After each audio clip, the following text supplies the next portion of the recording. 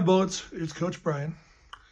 Today we are going to build upon Coach Glenn's backstroke video from yesterday and hopefully get into a little bit of the more technical aspects of the stroke. First thing we're going to talk about is body position. Body position in backstroke is you want to lie really flat in the water with your core engaged so that you keep your hips up on the water really nice and tight in a flat position. To show you some drills you can do at home without even needing a swimming pool, we're going to look to U.S. Olympian Chloe Sutton. We're going to start our backstroke drills on land. So stand with your back against a wall and adjust your hips and core so that there's no space between your back and the wall. Next, we'll do the same thing while lying with your back against the ground. All you're going to do is try to eliminate any space between your back and the floor. Add a challenge by going into a streamline, trying to eliminate any space between your back and the floor, and then lifting your arms and legs up off the ground. Now get into a plank position, arch your back, and then round. Finally, find your perfect core position. The next thing we're going to talk about is the pull, specifically the catch, which is the most important part of the pull. As Coach Glenn touched on yesterday, you want to enter pinky first, a little bit wide of the head. We want to make sure we're not overreaching on the top because that's going to cause the wiggle worm effect.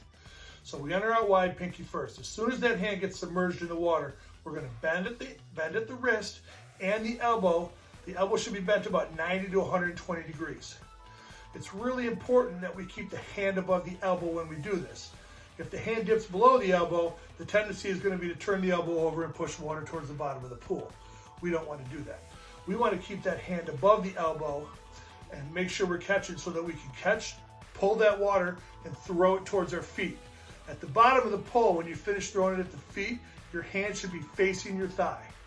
At that point, you're ready to come up thumb first, go through the recovery, turn it over to the pinky, and start that pull process once again. Final thing we're going to discuss is possibly the most important, and that's your body rotation. But the first part of that we're going to talk about is actually the opposite of rotation, and that is your head position. Your head position needs to remain still, stagnant. As you rotate your body around your spine, you're going to try to keep that head perfectly still.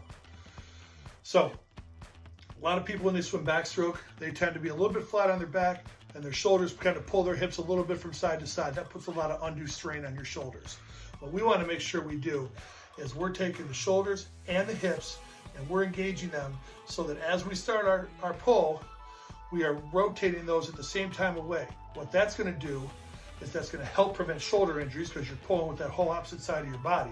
It's also going to generate more hand speed through your pull. That's going to increase your power. As we do this, we want to engage our core so our hips ride high in the water. What that does is that minimizes the resistance of your body. So now we're increasing the hand speed, which is your power. Power minus resistance, which we're trying to minimize, that equals your speed. That's going to give you your best backstroke speed.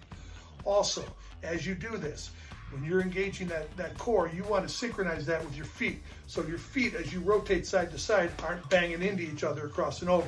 You want to engage them so we're going side to side. Thank you for taking the time to watch this video about backstroke. Hopefully you're able to do some of the drills that you can do at home that Chloe Sutton showed you earlier. And then you can take some of the things that Glenn and I talked about to implement when we get back in the pool, hopefully in a few weeks or so. Tomorrow, I'm looking forward to seeing Coach Joe's backstroke race analysis. Go Bullets!